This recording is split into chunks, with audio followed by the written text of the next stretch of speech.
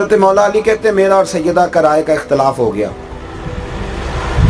और बात मेरी वजह से बढ़ गई, मुझे कोई गुस्सा था बस निकल गया। अली कहते हैं बात जरा बढ़ गई, हुजूर को पता चला तो नबी करीम तशरीफ लाए। मौला अली कहते हैं मुझे पता था बात मेरी वजह से बढ़ी है। मौला अली कहते हैं बात मेरी वजह से बढ़ी, हुजूर को पता चला, महबूब तशरीफ लाए, समझ गए कि आज मौला अली की वजह से मामला आगे बढ़ा है।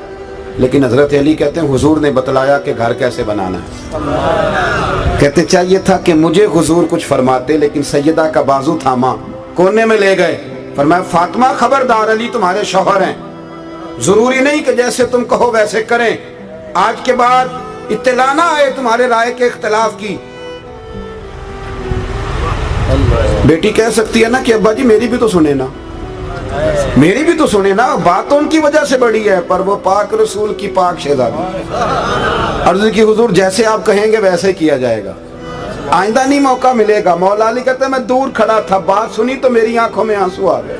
ये तबकात इब्ने साद में रवायत मौजूद है। कहते मेरी आंखों में आंसू आए, मैं तड़प के आगे बढ़ा और मुस्तफ़ा का हाथ थामा तो मैं रो पड़ा।